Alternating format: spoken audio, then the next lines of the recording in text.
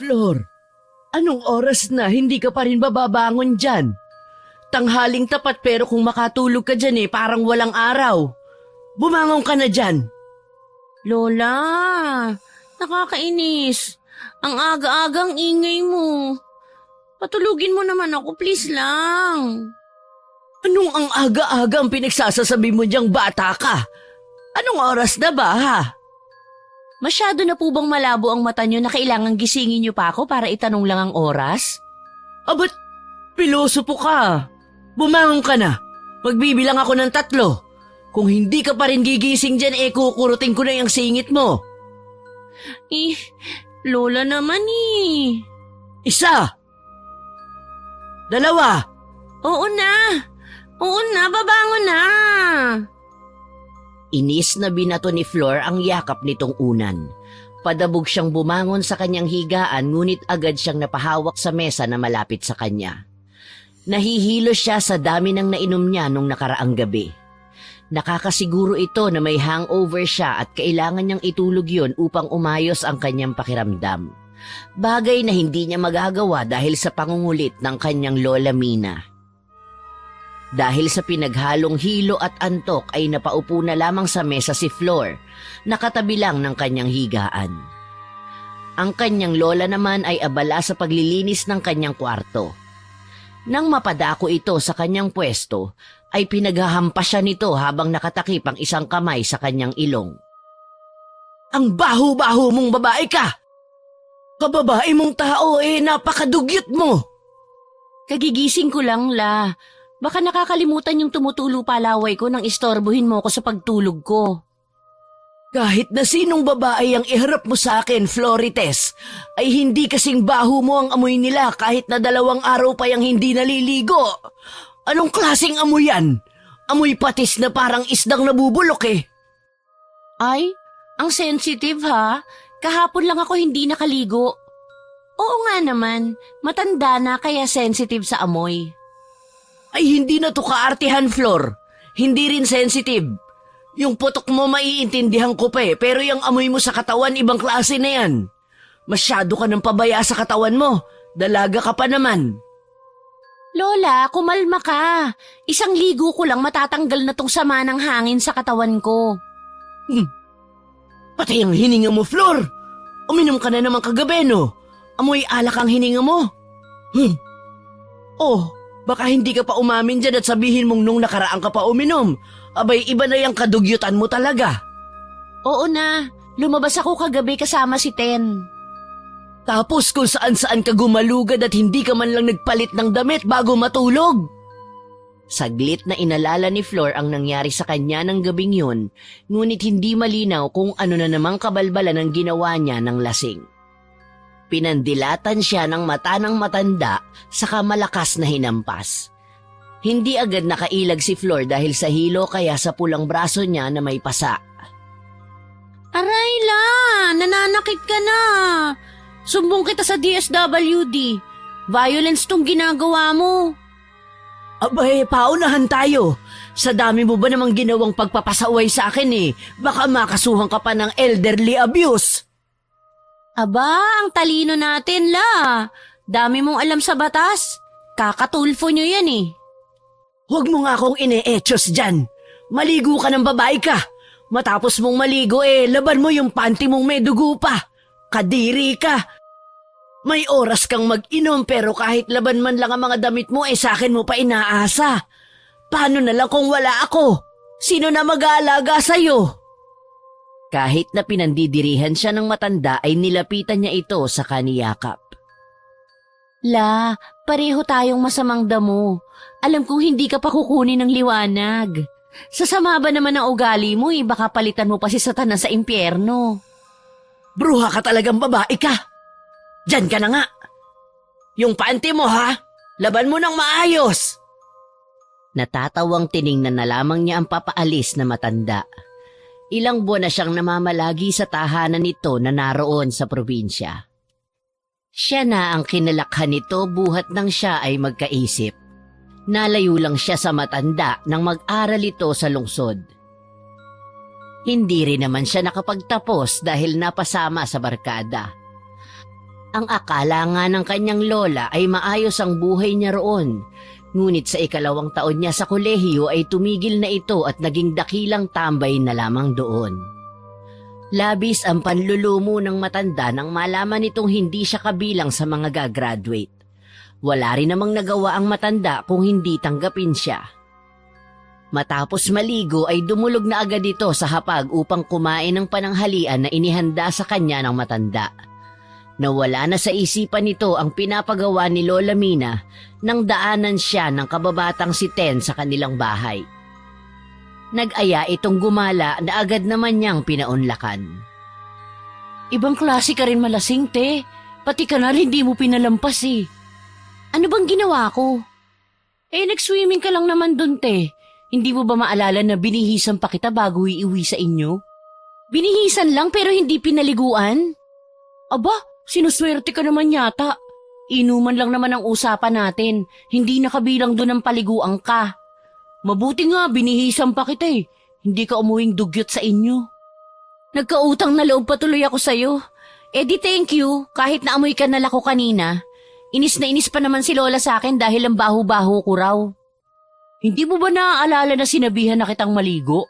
Sunod-sunod pa yung oo mo sa akin kagabi tapos rekta tulog ka naman pala. Isa hindi ko maalala eh. Blanco na sa akin ang nangyari kagabi. Delikado ka talaga malasing. Baka kinaumagahan niya, nanay ka na. Sa tagal ko nagiinom, hindi naman ako naging nanay. Bay, ewan ko sa'yo.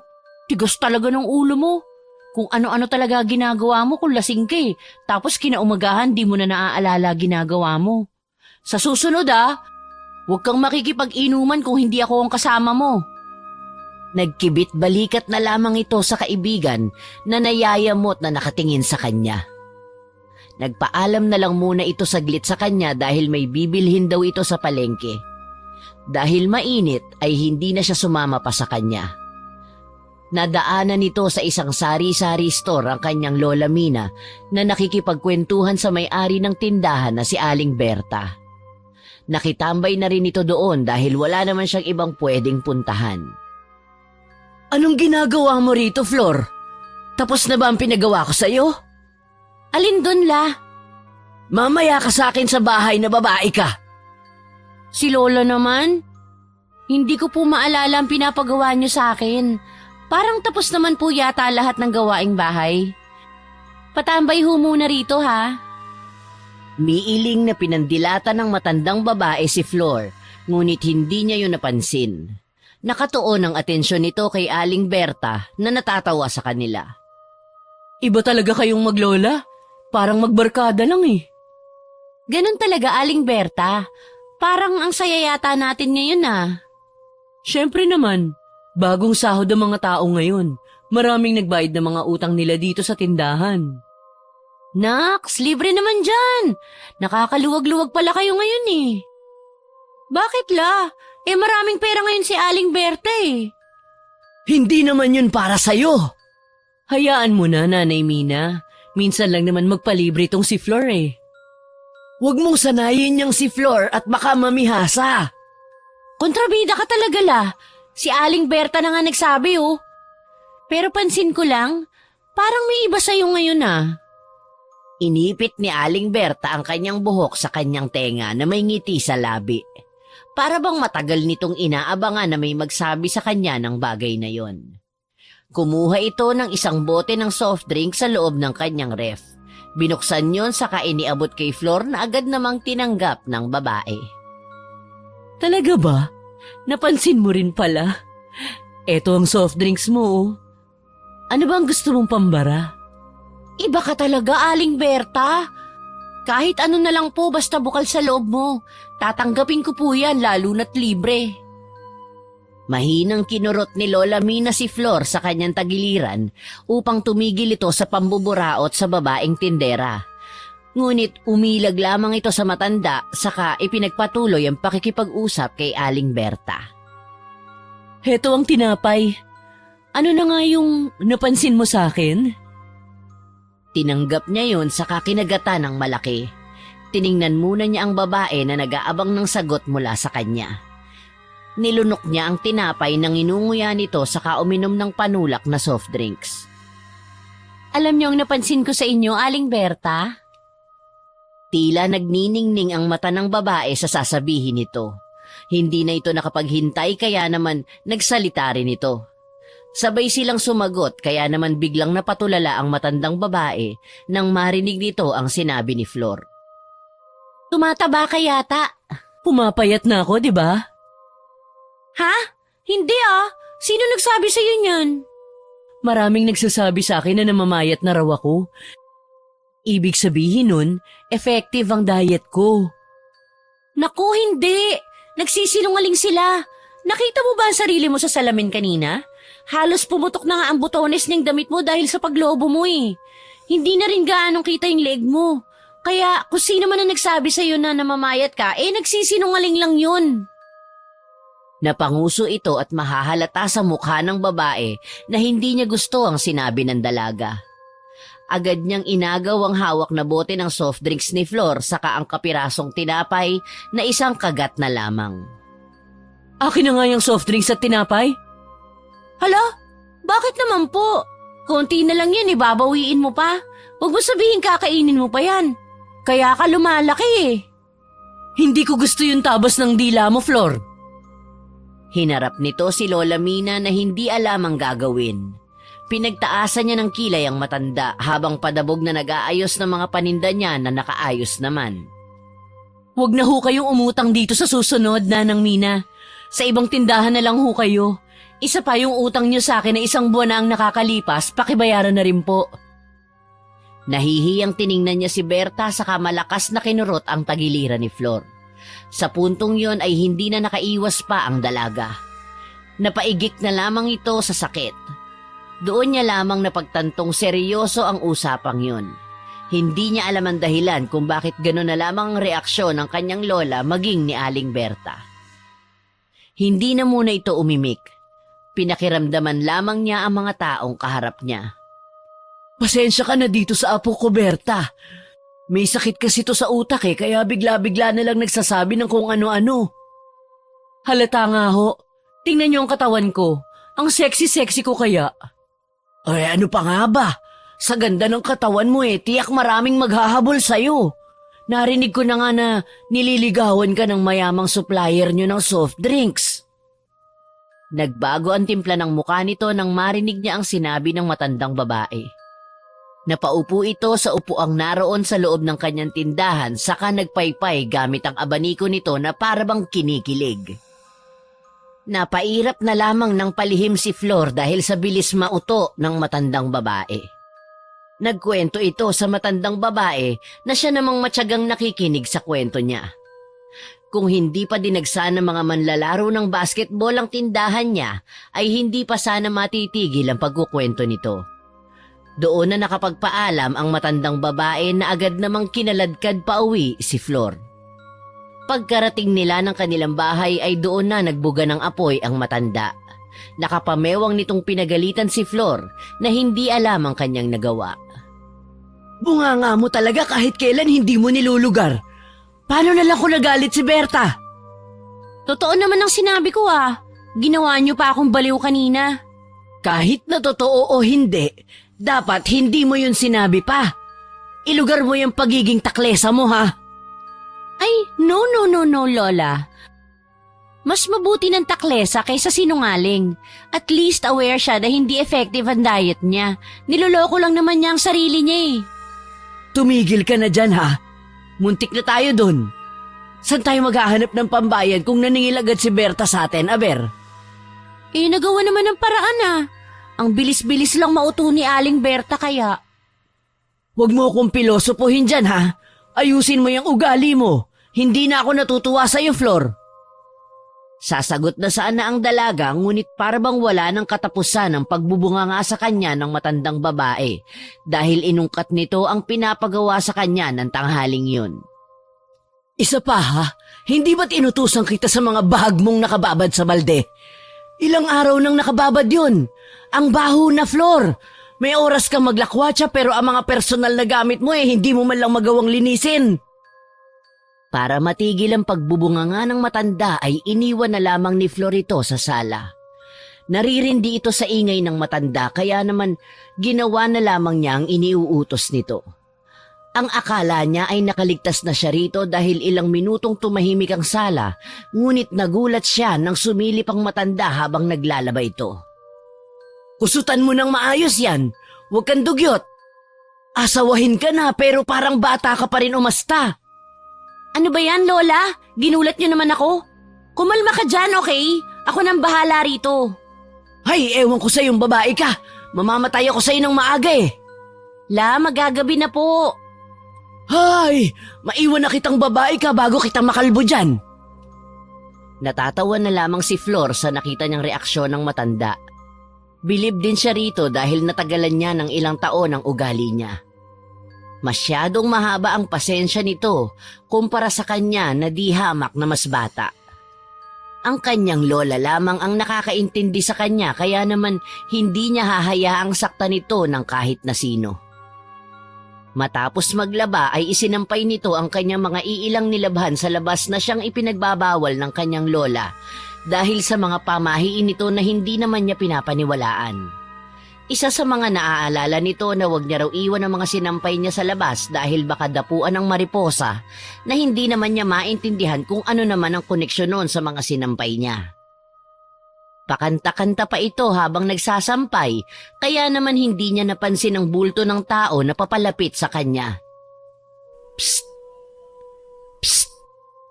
Lumingon-lingon si Flor ngunit hindi niya makita ang pinagmula ng sutsot na yon. Ipinilig niya na lamang ang kanyang ulo dahil hindi naman siya matatakutin. Psst! Psst! Pucha naman oh! Sinong nandyan? Magpakita ka! Akala mo ba natatakot ako sa'yo? Magpakita ka! Psst! Psst! Isa pa! Makakatikim ka talaga sa akin! Hindi siya matatakutin, ngunit sa sunod-sunod na sutsot na yon na sinabayan pa ng malakas na ihip ng hangin ay parang maniniwala na yata siya sa lamang lupa na sinasabi sa kanya ng kanyang lola Mina. Pinakiramdaman niya muna ang paligid. Narinig nito ang marahang pagtapak sa tuyong dahon ng kung sino mang naroon. Pinakinggang mabuti ni Flor ang kaluskos na nanggagaling sa likuran niya, kaya naman ay lakas loob niyang hinataw ng hanger na hawak nito ang nilalang na papalapit sa kanya. Aray, ano ba? Ten? Anong ginagawa mo dyan? Kanina pa kita tinatawag, hindi ka man lang lumilingon. Ikaw ba yung sutsot ng sutsot? Hala, hindi ah. Baka totoo ang sinabi ni Lola Mina na may kapre dito sa likod ng bahay niyo. Pabirong sagot ni Ten habang nakahawak sa pisngi nito na natamaan ng hanger. Dinaramdam pa rin nito ang sakit ngunit natutuwa ang dalaga nang makita nito ang nayayamot na mukha ni Flor. Ano ba, Ten? Hindi ako nakikipagbiruan sa'yo ha? Isa pa, alam mo namang hindi ako naniniwala sa mga ganyan. Kalma. Ako nga yun. Balak sana kitang takutin eh. Kaso parang laking tundo ka. Ang tapang.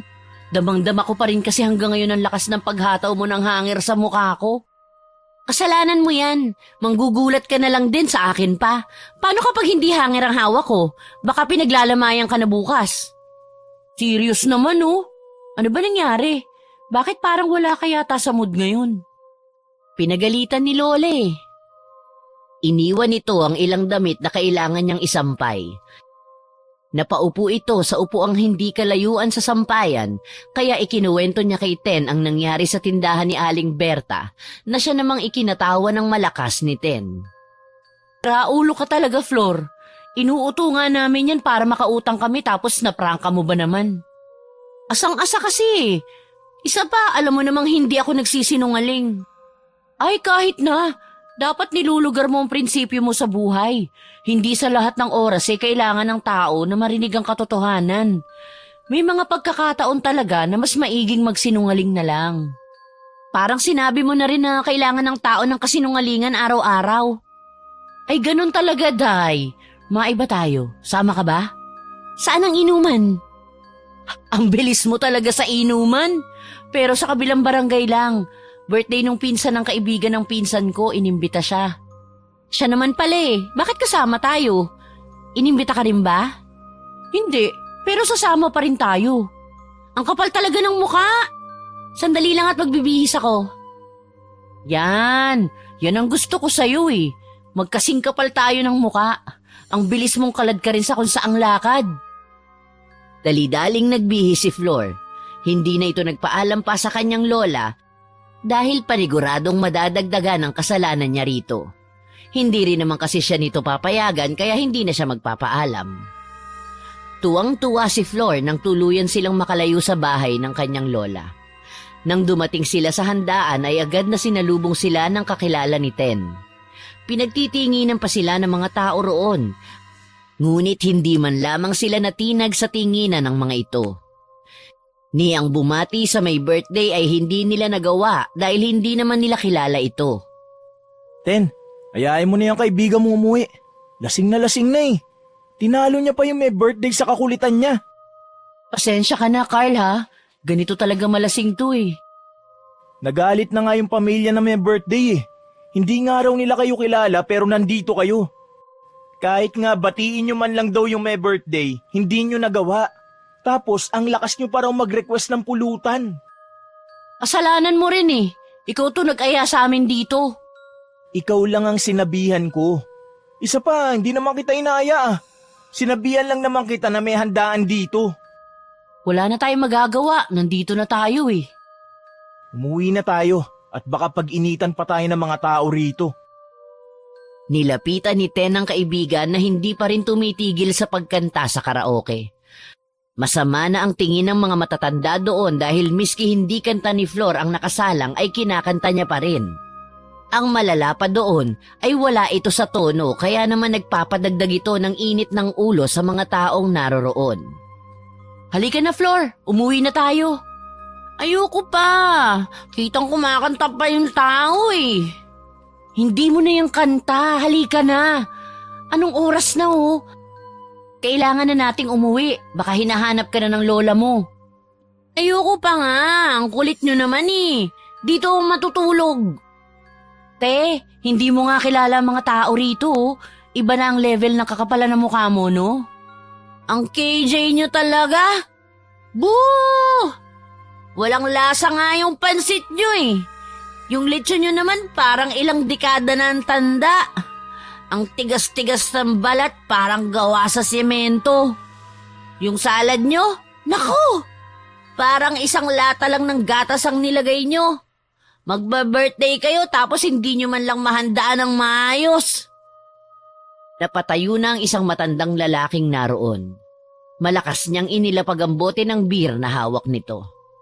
Isa ito sa mga lalaking may masamang tingin kay Flor nang agawin ng dalaga ang kanta nito. Sininghalan niya ito na umuwi na dahil kung hindi pa sila uuwi ay mapipilitan silang magtawag ng pulis. Ang isang babae pang naroon ay may hawak na itak. Kung hindi pa siya pinigilan ng mga kasama nito ay baka sinugod na niya si Flor na walang pakialam sa nangyayari. Pasensya na ho kayo sa kaibigan ko. Lasing lang ho. Uuwi na po kami. Pasensya na po. Carl, tulungan mo ko rito sa babaeng to. Agad namang lumapit ang binata sa kabinuhat na parang sako si Flor.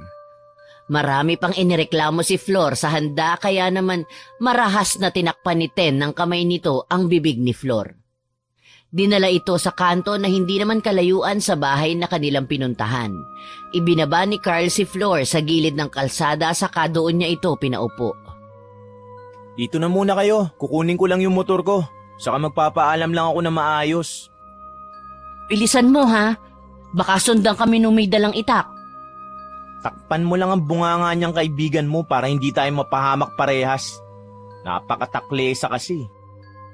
Bumalik ang lalaki sa bahay na yon. Nalingat lang sandali si Ten ay nakita na niyang nakikipagkulitan si Flor sa isang matandang lalaki na may dalang malaking thermo chest. Uy, ano yan? Balot? Diyos ko, Flor! Kung saan-saan ka naman nagsusuot? Ten, balot oh! Bili tayo, dali! Flor, uuwi na tayo. Huwag ka nang makulit dyan. Balot, Ten, please! Matagal na ako hindi nakakain ng balot eh.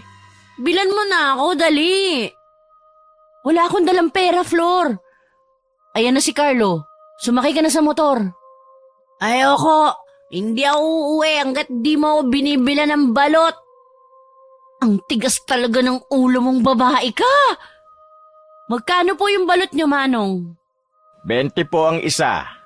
Bigyan mo po ako ng 2. Yay! Balot! Akin ba lahat yan? Anong sayo? Gusto ko rin kumain, no? Ano ba yan? Ang hirap mo naman. Hindi mo man lang ako mabila ng 2 balot.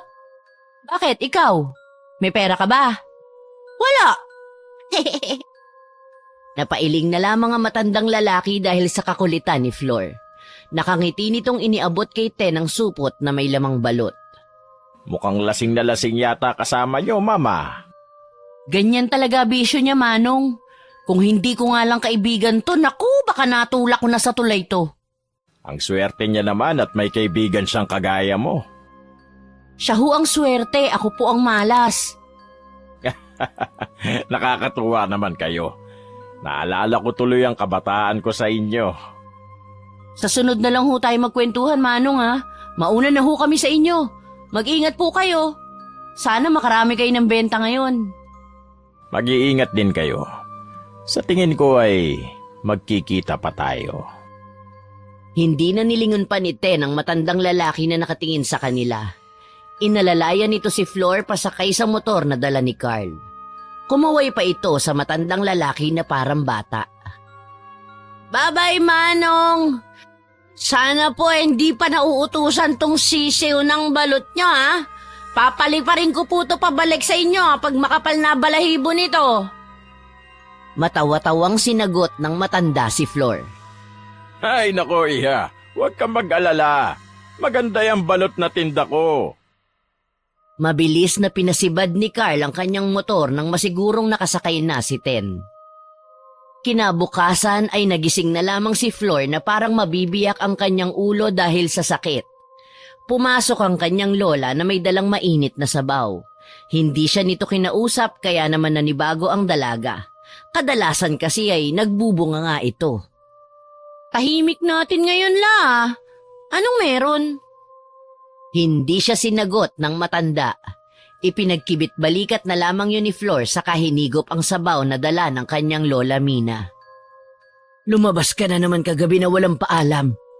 Ang sinampay mo dun ay hindi mo na tinapos. Pinagsabihan na rin kitang huwag magsampay ng damit sa labas ng gabi. Hindi ka talaga nakikinig. Hindi na sumagot pa si Flor dito. Alam niyang sa pagkakataong yun ay mali siya at galit ang kanyang lola Mina sa kanya. Mahinahon kasi ang boses nito na senyales na nagtitimpi na lamang ito. Pinagmasdan lamang ng dalaga ang matanda na tinutupi ang mga nakakalat na damit niya. Ano ang plano mo sa pasukan? E di matutulog o makikipag-inuman kay Ten. Wala ka na ba talagang plano sa buhay mo? Talagang bisyo mo na yung nakatatak dyan sa utak mo? Anong magagawa ko doon lang ako masaya. Hanggang kailan yan? Hindi mo ba alam na babalik na sa pag-aaral si Ten? Eh ikaw, kailan ka? Hindi na yun babalik. Nag-usap na kami nun. Napag-usapan na namin na dapat happy-happy lang. Bata ka pa, Flor. Maaayos mo pa ang buhay mo. Bakit hindi ka gumaya kay Ten? Nag-usap na sila ng tatay niya. Babalik siya sa pag-aaral. Imposible la. Magkasing tigas kami ng ulo nun eh. Bakit hindi mo siya kausapin para malaman mong totoo ang sinasabi ko? Kilala ko yung kaibigan kong yun. Kilala mo ba talaga? Maraming pwedeng magbago, Flor. Napatahimik na lamang ito sa kasinundan ng tingin ng matandang babae na pinasok ang bagong tuping mga damit niya sa aparador. Kilala niya si Ten, kaya sila nagkakasundo dahil sa magkaparehong pananaw nila sa buhay. Hindi nila kailangan ng diploma. Madali lang namang madiskartehan ang trabaho. Ngunit sa estado ngayon ni Flor sa buhay ay kahit ilang taon pa itong hindi magtrabaho ay hindi siya magugutom. Wala naman kasi itong gustong makamit. Tinawag pa nga siyang kalapating mababa ang lipad ng kanyang lola Mina dahil wala itong pangarap sa buhay. Ano pa ba ang kulang sa'yo, Flor? Hindi ka na nakikinig sa akin. Hindi ka naman ganyan dati ah. Alam mo ang problema ko, La? Hindi ka na bata, Flor. Walang lugar ang tantrums mo rito. Hindi to tantrums, La. Akala ko ba naiintindihan niyo ko? Maaaring noon ay naiintindihan pa kita, Flor. Pero ngayon hindi na eh. Sinisira mo ng buhay mo. Suportado ka naman ng mga magulang mo. Pero nasaan sila, La? Nasaan sila? Kailangan ko sila pero wala sila rito. Parang ginawa lang nila ako para pabayaan eh. Kung pinapabayaan ka nila, di dapat hindi sila nagpapadala sa'yo. Hindi dapat sila tumatawag sa'yo araw-araw. Mahal ka ng mga magulang mo, Flor. Hindi mo ako naiintindihan, La. Ikaw ang hindi makaintindi. Matanda ka na, kaya dapat malawak na ang pangunawa mo. May sariling pamilya na ang mga magulang mo, pero ikaw pa rin ang panganay na anak nila. Ikaw lang tong pilit na nagpapapansin sa kanila sa pamamagitan ng pagre-rebelde mo. Imbis na ayusin ang buhay mo. Pare-pareho lang kayo, La. Wala kayong pakialam sa akin. Naiiyak na lumabas si Flor ng kanyang kwarto. Kahit na masakit ang kanyang ulo ay pinilit niyang lakarin ang daan papunta sa bahay nila Ten. Isang kanto lang ang layo nito sa kanila kaya naman mabilis siyang nakarating sa bahay ng kaibigan. Agad siyang inalo ng kanyang kaibigan nang namataan siya nitong umiiyak. Hinayaan lang siya nitong umiyak. Nang tumahan nito ay pinainom siya ng tsaa para na rin mabawasan ang pagsakit ng kanyang ulo dahil sa hangover na dinagdagan ng kanyang pag-iyak. Ano yung narinig kong mag-aaral ka ulit? Ang bilis ng balita ah. Wala pang isang oras na nangyari yun pero nakarating na agad sa'yo. So, totoo nga ang sinabi ni Lola? Oo, binalaan ako ni Airpods eh. Kung hindi raw ako titino, itatakwil niya ako. Siyempre, ayoko naman mangyari yun. Sus, maniwala ka dun. Hindi ka naman nun matitiis. Iba si Airpods, Floor. Kung ano sabihin niya, gagawin niya talaga. Lalo na't medyo matagal-tagal na rin nagtitimpi sa akin yun. Paano yung pag-iinom natin? Ay, uhaw na uhaw lagi oh. Tuloy pa rin ang ligaya, syempre.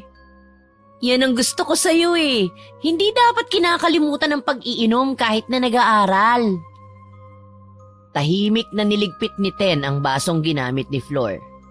Napansin ng babae na parang may gusto itong sabihin ngunit hindi niya masabi. May gusto ka bang sabihin, Ten? Bakit hindi ka na lang sumabay sa akin, Flor? Mag-aral ulit tayo. Hindi ba napag-usapan na natin to? Wala na akong hilig sa pag-aaral. Para saan pa, di ba? Napagtanto ko lang kasi na kailangan din natin na may gawin at patunayan tayo sa buhay. Hindi para sa pamilya natin, kundi para sa atin. Ayaw mo ba nun? May sense of fulfillment ka sa buhay. Ang gusto ko lang sa buhay ay mag-inom, yosi, at mag-smoke ng alam mo na. Humindat-kindat pa ito sa kanyang kaibigan ngunit imbis na ngumiti ito ay kumunot lamang ang noon nito na hindi nagustuhan ang sinabi ni Flor. Oh, akala ko ba tumigil ka na dyan sa pagmamariwana mo? Oo nga, may sinabi ba akong bumalik ako? Baka nakakalimutan mo nangyari sa'yo nung nakaraan dahil sa paggamit mo niyan. Hindi naman ako nakulong, di ba? Kita mo naman na malayang-malaya ako dito sa probinsya dahil binayaran ni Papa ang mga pulis na yun. Paano kung wala ang tatay mo? Paano ka ngayon? Di dapat ilang buwan ka nang nakahima sa rehas dahil sa paggamit ng illegal na gamot. Sasagot na sana si Flor nang bumukas ang pinto ng bahay at iniluwano ng ama ni Ten na kagagaling lang sa pamamasada ng tricycle. Natahimik na lamang silang dalawa. Walang nakakaalam sa ginawa niya sa Cavite kung saan ito nanggaling para mag-aral sana. Nagsayang lamang ito ng 2 taon doon. Napabarkada, gumamit ng ipinagbabawal na gamot. Gabi-gabi ang pag-iinom. Sa umaga naman ay kung wala ito sa bilyaran ay nasa tambayan naman ito ng kanyang mga nakilalang kaibigan sa lugar na yon. Tay, nagmerienda ka na ba? May niluto akong banana cue dyan sa kusina. Tinanguan lamang ito ng kanyang ama habang tiningnan naman siya ng matagal nito nang magtama ang kanilang paningin. Alam niyang ayaw siya ng matandang lalaki bilang kaibigan ng anak nito, ngunit wala pa namang sinasabi sa kanya si Ten, kaya naman alam niyang hindi siya nito pinapalayo sa kaibigan. Nagdaan ang mga araw at papalapit na ang pasukan ng kanyang kaibigang si Ten, kaya naman hindi sila halos nagkikita dahil abala rin ito sa pagtulong sa kanilang bahay. Ang pinsan nitong si Carl ang naging kasakasama niya sa mga inuman. Gaya na lamang ng gabing yun kung saan nakapagtatakang hindi siya halos nalasing. Pauwi na ang mga ito galing sa inuman nang madaanan nila ang isang matandang lalaki na mag-isang nakaupo sa bangketa. Carl, nagtitinda ba ng balot yun? Kung ano-ano nakikita mo. Wala naman nagtitinda ng balot sa lugar na to. Sino yun? Saan? Itinuro ni Flor ang matandang lalaki na nakasunod ang tingin sa kanila. May suot itong salakot na ginagamit ng magsasaka. Ang damit naman ng matanda ay isang kupasing long sleeves. Nag-aalangan pa ang lalaking kasama nito kung titigil ba siya sa pagmamaneho ng motor o didiretso na lamang sila pauwi.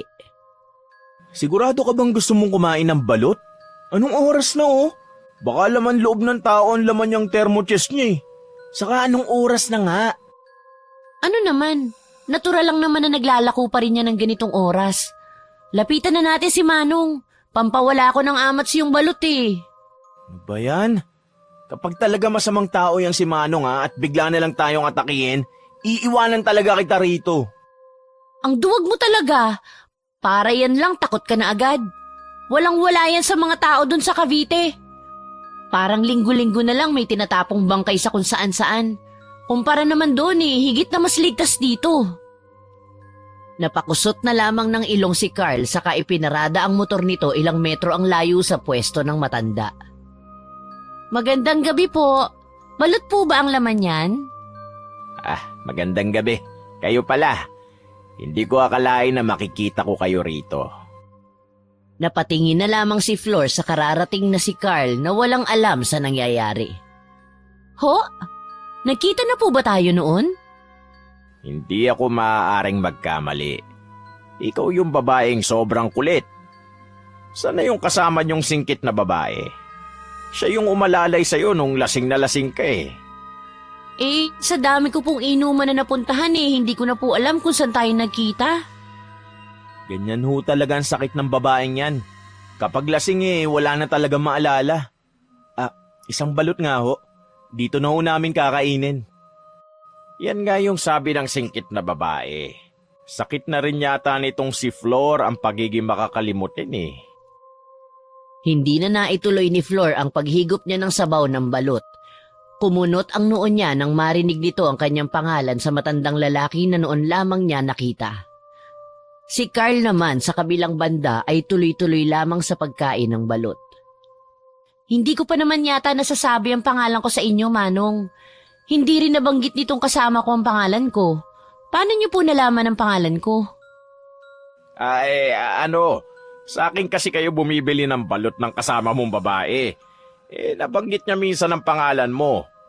Naalala mo ba nung galing kayo sa kaarawan ng anak ng kapitan ng Barangay Maligaya? Doon ko kayo unang nakilala. Oo, naalala ko yun.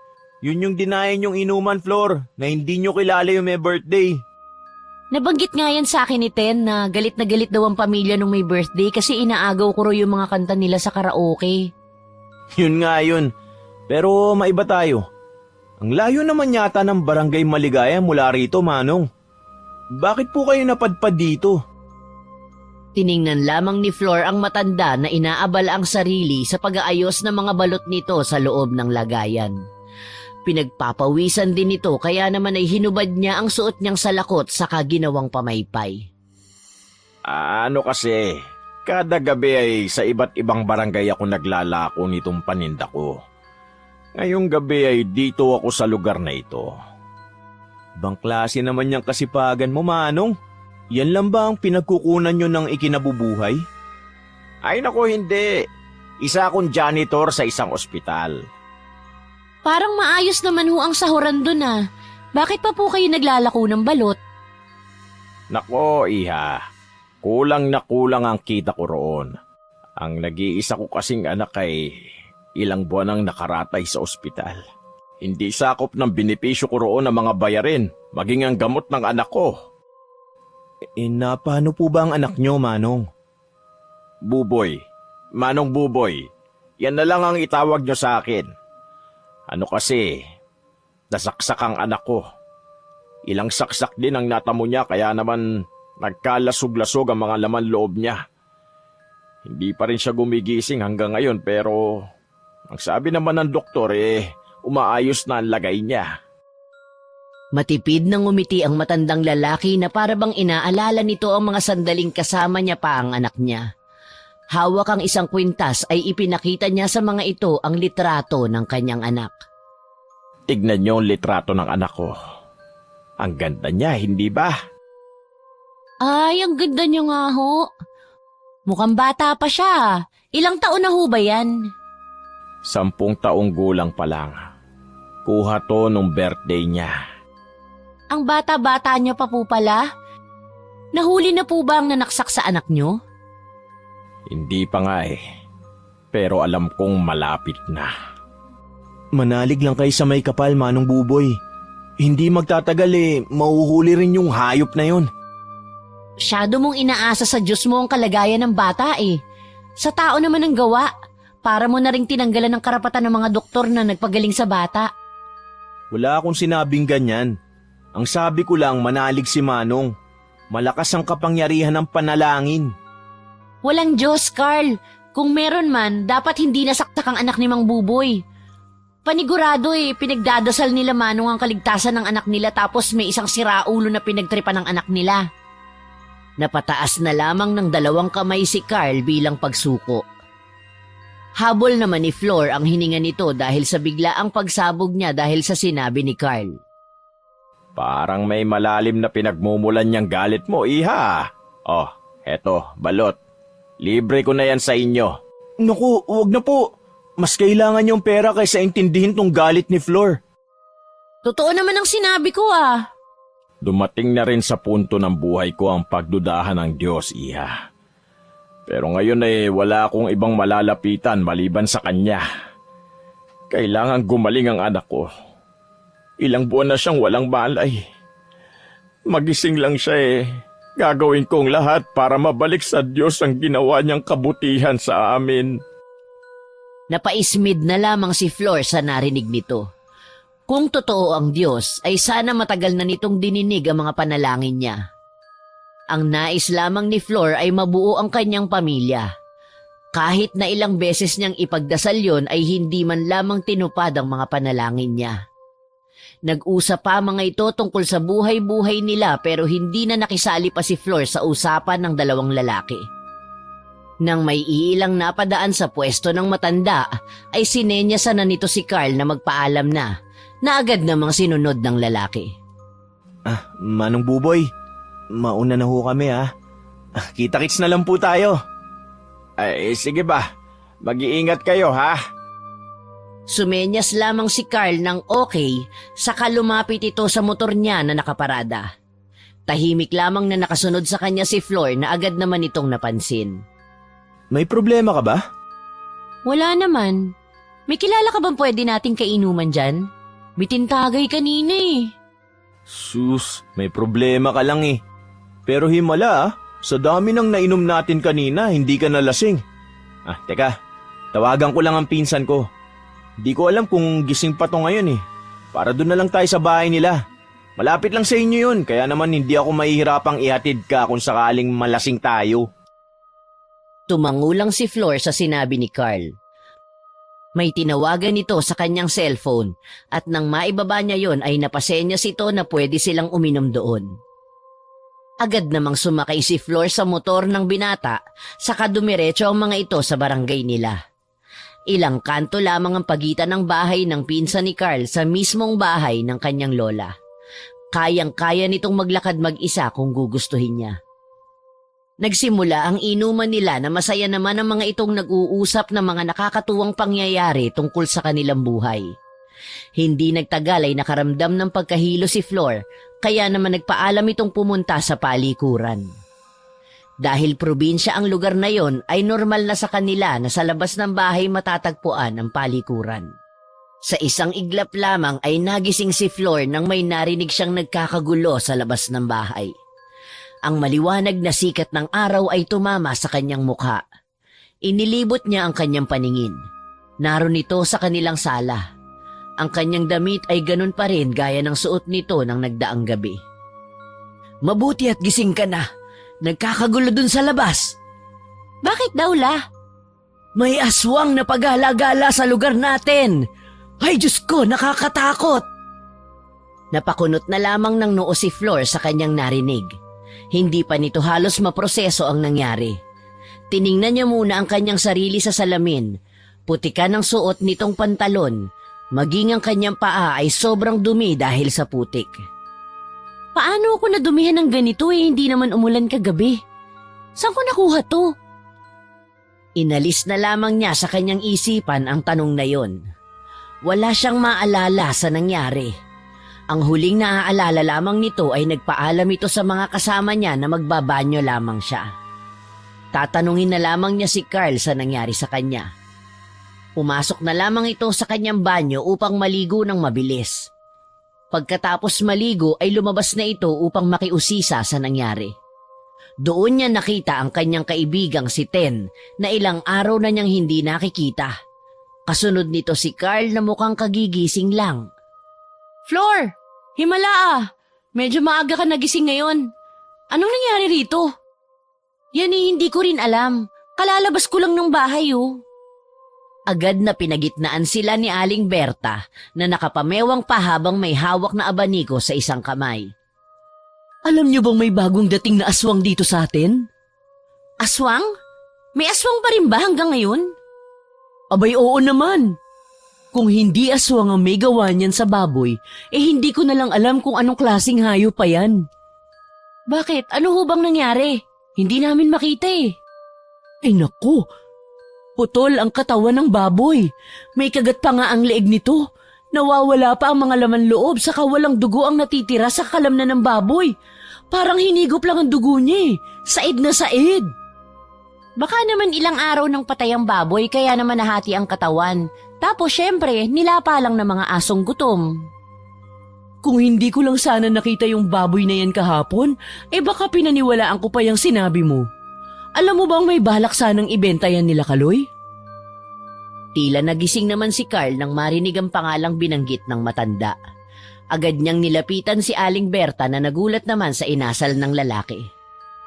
Kaloy baka mo? Si Tiyo Kaloy? Baboy ni Tiyo Kaloy yan?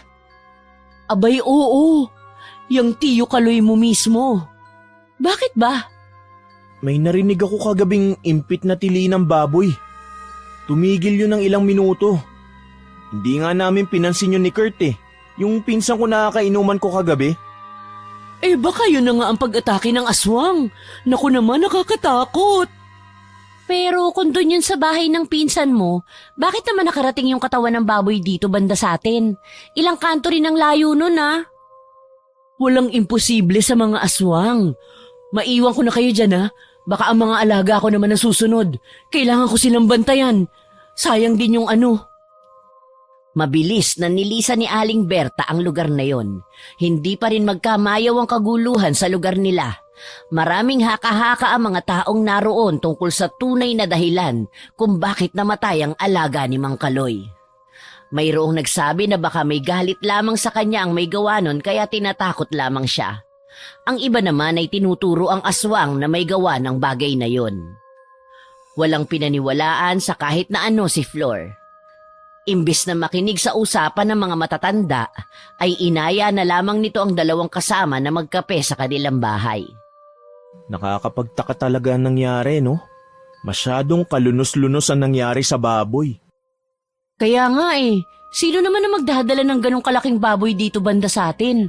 Kung kinaladkad man yun papunta dito, dapat may dugong nakakalat sa kalsada pero wala talaga Sus, masyado niyong pinapalaki yan Baka nakawala lang sa kulungan yun. Tapos inatake ng kung anong hayop kaya nagkaganon. Maiba tayo. Paano nga pala ako nakauwi kagabi? At saan ka na naman ang galing na babae ka? Hindi ba sabi ko sa'yo na huwag kang aalis o makikipag-inuman man lang kung hindi ako ang kasama mo? Masyado kang uhaw sa alak. Kulang na lang gawin mong tubig ang alak.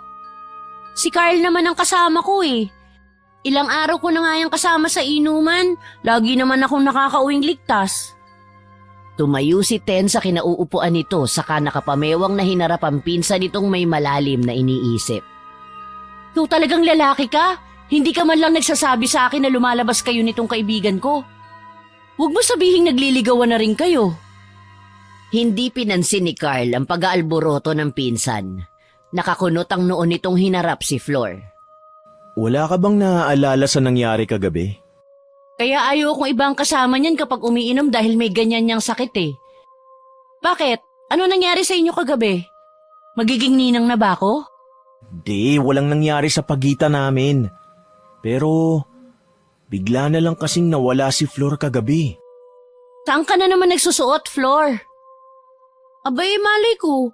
Wala akong maalala Ang huling naaalala ko lang, nagpaalam akong magbabanyo sa labas. Pagkatapos nun, wala na. Nagising na lang ako kanina, nandito na ako sa sala. Ayan na nga ang sinasabi ko Paano na lang kung paano ka mag-isa? Sino pagtatanungan ko? Ikaw rin, Carl. Hindi niyo man lang hinanap si Flor nang mawala siya kagabi. Nalasing din ako Di ko alam kung anong meron sa alak na ganun na lang ang naging epekto sa akin. Saglit na nag-isip si Flor. Pilit niyang inaalala ang nangyari sa kanya ng gabing yun. Kahit na anong pilit niya ay wala talagang pumapasok sa kanyang alaala. Natahimik ang tatlo sa sala habang hinihigop ang mainit na kape na may kapares na mainit-init na pandesal. Ilang sandali pa ay nakarinig sila ng malakas na wangwang ng pulis. Nagtinginan muna ang tatlo sa kadalidaling sumilip sa bintana ng sala. Ang bilis naman ng mga pulis. Nandito agad para mag-imbestiga. Baboy lang yan pero ang bilis rumesponde. Pero kapag tunay na kaso yan, ang bagal-bagal. Pinagmasdan lamang ni Flor ang mga pulis na nakikipag-usap sa mga taong naroroon. Tumingin pa ang isang pulis sa gawin nila na nagbigay ng kakaibang kaba kay Flor. Wala naman itong ginawa ng gabing yun, ngunit iba ang dulot ng tinging yun. Parang nanunumbalik sa kanyang gunita ang muntikang pagkakakulong niya noong nasa Cavite pa lamang ito. Hindi naman nagtagal ang mga pulis sa lugar na yon. Nang makaalis sa mga ito ay pumasok ng bahay si Lola Mina kaya agad nila itong nilapitan upang tanungin. Ano raw ang sabi ng mga pulis, La? Bakit daw nandito? Bakit hindi na nag-imbestiga pa?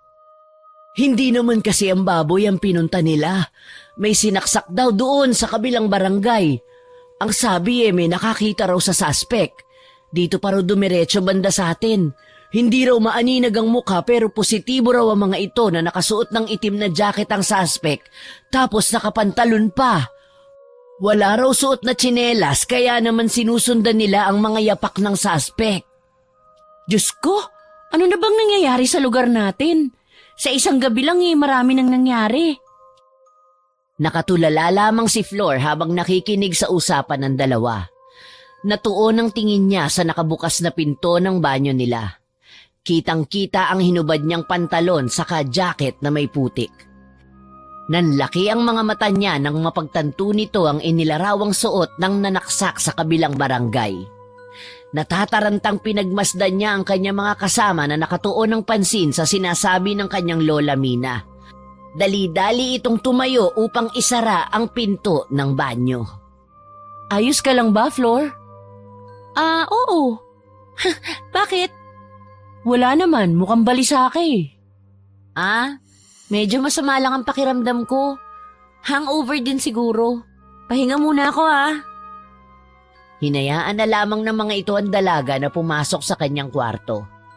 Kinakabahan si Flor sa nangyayari sa araw ding yon. Maraming tanong ang bumabagabag sa kanyang isipan. Isa na doon kung siya ba ang nanaksak sa kabilang barangay o kung siya ba ang pumatay sa baboy na yon.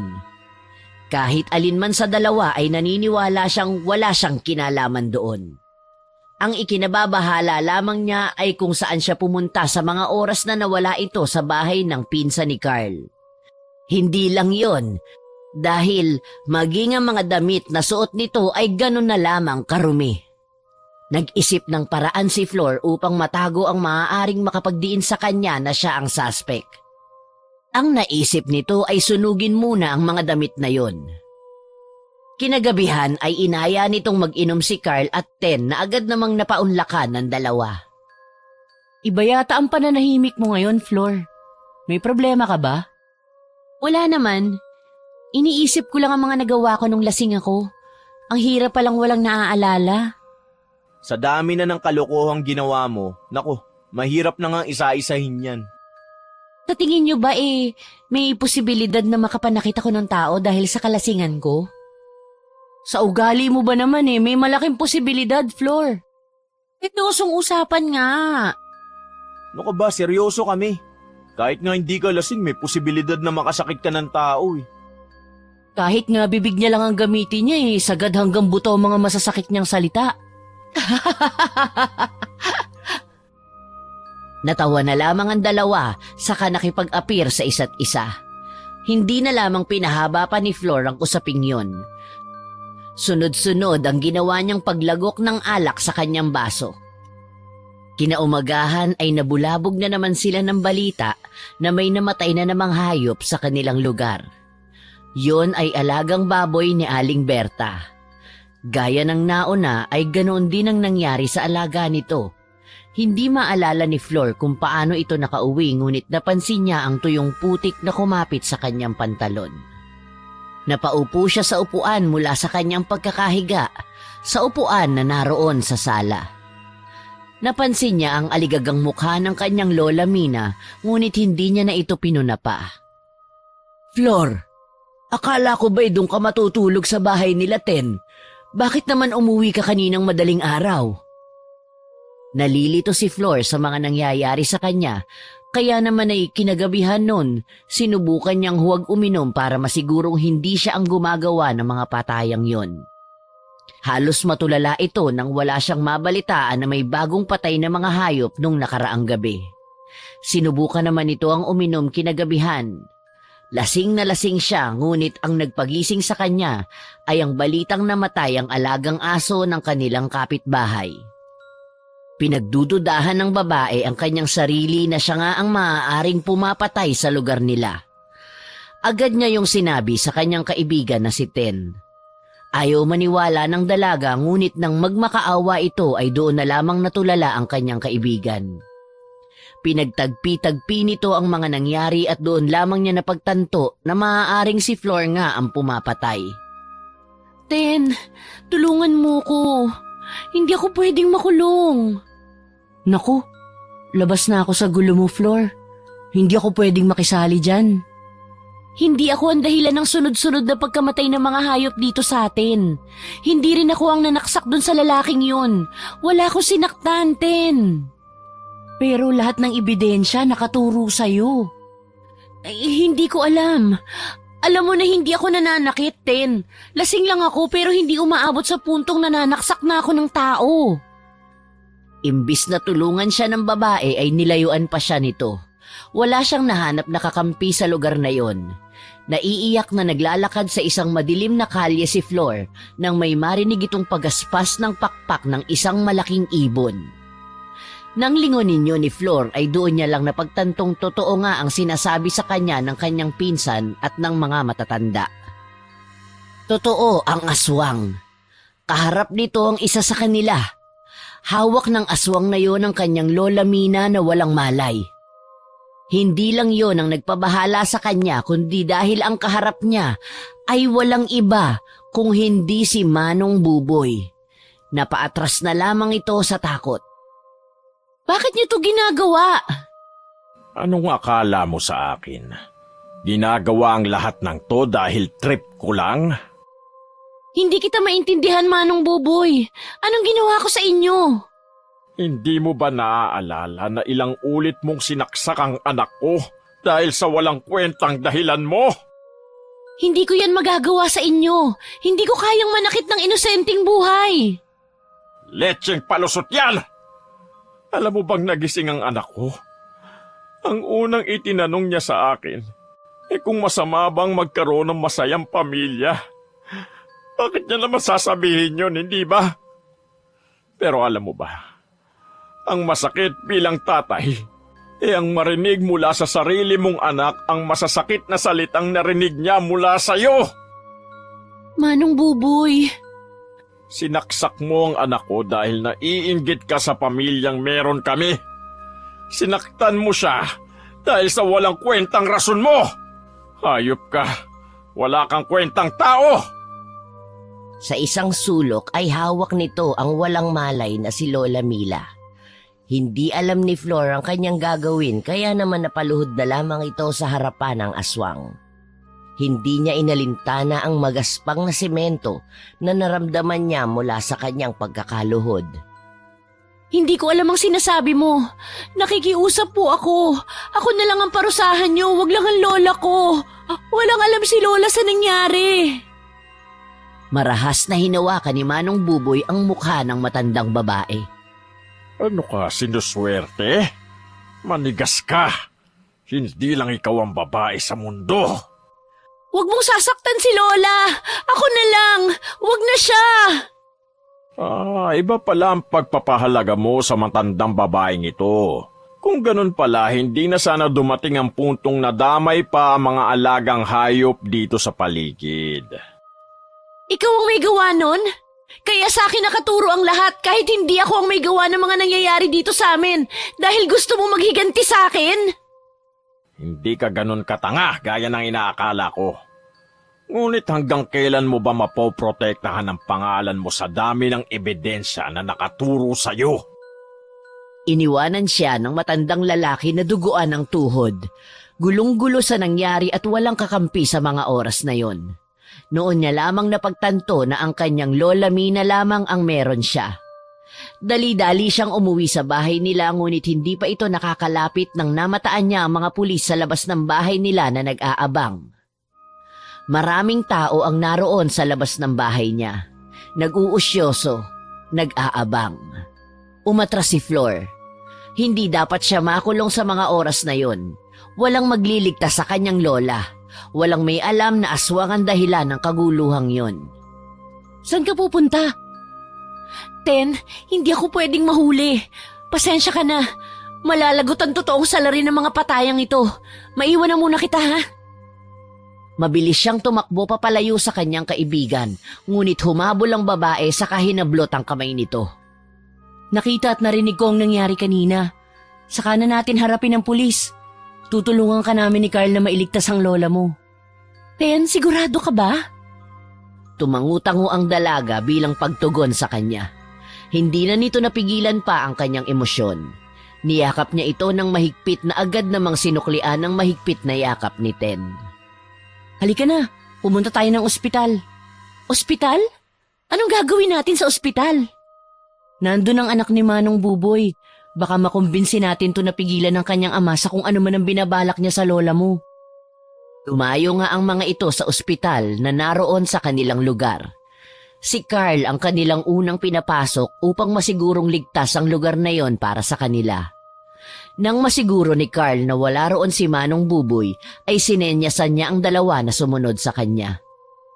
Sa isang maliit na silid ay mahimbing na natutulog ang batang babae. Marami itong tahi sa iba't ibang parte ng kanyang katawan. Naaawa siya sa lagay ng batang kaharap nito. Hindi ito nararapat sa isang kagaya niya. Kung mapatunayang siya nga ang may gawa nun sa bata, ay handa siyang makulong upang mapagbayaran ang ginawa niya. Nagmulat ng mata ang batang babae. Ang unang reaksyon na bumalot sa kanyang mukha ay takot na nagkumpirma ng lahat. Siya nga ang may gawa ng kalunos-lunos na bagay na yon sa bata. Mukhang naaalala mo ko. Ito ang unang pagkakataon na naaalala kong nakausap kita. Ang totoo niyan, wala akong naaalala sa nangyari sa pagitan nating dalawa. Ngunit gusto kong humingi ng tawad sa nagawa ko. Hindi ko sinasadya. Wala ako sa tamang pag-iisip.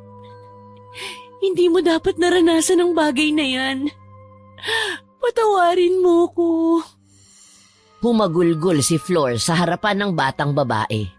Nanlambot ang dating takot na ekspresyon ng batang babae. Hinawakan nito ang kanyang kamay sa kanginitian ng tipid. Sinabi nitong matagal na niyang napatawad si Flor. Dagdag pa nito ay naiintindihan niya ang hinanakit nito kaya hindi niya magawang magalit sa kanya. Hindi tama ang nagawa ko. Patawarin mo ko. Huwag kang mag-alala. Dahil sa oras na mailigtas ko ang lola ko, ipagbabayaran ko ang ginawa kong kasalanan. Tumayo ang batang babae sa kinahihigaan nito. Marahas niyang tinanggal ang swero saka pinasunod sa isang silid si Flor. Nagtataka man ay sumunod na lamang ito kasama si Ten. Dinala ng batang babae si Flor sa loob ng morgue. Itinuro nito ang isang compartment na nasa ibaba. Sinabi nitong naroon ang kanyang lola. Alam niyang naroon ito dahil narinig niya ang boses ng kanyang ama habang siya ay natutulog. Dali-daling binuksan ni Flor at Ten ang compartment na yon. Kasama ang iilang bangkay ay naroon ang kanyang lola. Nang mailabas nila ang matandang babae, ay doon na lamang biglang sumarado ng malakas ang pinto ng morgue. Sino ang may sabing kunin niyo ang pagkain ko? Manong Buboy, hayaan niyong makatakas si Lola at si Ten. Ibibigay kong sarili ko alang-alang sa kaligtasan nila. Nasaan ang dating makasariling si Flor? Bakit parang lumambot ka yata? Hindi bagay sa'yo ang magbago. Kailangan ka nang mabura sa mundong ito kasamang mahal mo sa buhay. Susuguri na sana nito si Flor nang marinig niya ang boses ng kanyang anak na pinipigilan siya. Napatingin ito sa gawin ng batang babae. Nanlaki ang mga mata nito nang makitang nakakatayo na ang kanyang anak. Kinausap siya nito na hayaan na lamang sila. Ang mahalaga sa oras na yon ayon sa batang babae ay ang magkasama silang mag-ama. Sinabi nito na kailangan nilang bawiin ang mga oras na hindi sila magkasama na agad namang sinang-ayunan ni Mang Buboy. Nilapitan nito ang kanyang anak sa kabinuhat papalabas ng silid na yon. Hindi niya pinansin sila Flor na alerto sa kung anumang gagawin sa kanila ni Mang Buboy. Nang masigurado nitong hindi sila sasaktan ng lalaki ay sinundan lamang niya ng tingin ng mag-ama. Naiinggit siya sa kanyang nakikita. Kung ganun lang sana kadali na pakiusapan ng kanyang mga magulang, ay hindi sana nagulo ang buhay niya. Flor, halika na. Ilabas na natin ang lola mo rito. Kailangan natin siya magamot. Agad na dinaluhan ng dalaga ang kaibigan sa pag-alalay sa kanyang lola Mina. Tiningnan niya ang mukha ng kanyang lola. Nanghihina ito ngunit alam niyang pilit itong lumalaban. Marami siyang napagtanto sa mga oras na yon. Isa na roon ay ang pagiging kontento niya na meron siyang lola na nag-aalaga sa kanya. Lumipas ang isang araw ay bumuti na ang pakiramdam ng kanyang lola Mina. Ipinagtapat ng matandang babae ang katotohanan tungkol sa pag-uwi niya sa probinsya galing sa Cavite. Hindi ang iligal na droga ang sanhi ng dapat na pagkakakulong nito. Yun ay ang pananaksak niya sa batang babae na pilit na pinagtatakpan ng kanyang ama. Alam niyong mali, La. Bakit niyo hinayaang mangyari yun? Mahal ka namin, Apo. Mahal na mahal ka namin. Yun na lamang ang tanging nasagot ng matanda sa kanya. Nang tuluyang makalabas sa ospital ang kanyang lola Mina, ay dumulog si Flor sa presinto upang sumuko sa nagawa nitong krimen. Wala silang natanggap na reklamo tungkol sa pananaksak ng batang babae, kaya naman hindi nila maaaring makulong si Flor. Ang ginawa na lamang ng babae ay inamin ang pananaksak sa isang lalaki sa kabilang barangay upang mapagbayaran ang kanyang kasalanan kay Manong Buboy. Gusto rin sana nitong aminin ang pagkamatay ng mga alagang hayop ng kanyang mga kapitbahay, ngunit hindi na siya pinaniwalaan ng mga pulis. Imbes na sa kulungan ito mapunta ay napunta ito sa isang rehab. Doon niya inayos ang kanyang buhay. Doon siya magsisimula dahil habang buhay niyang dala ang konsyensya mula sa ginawa niyang pananaksak sa batang babae.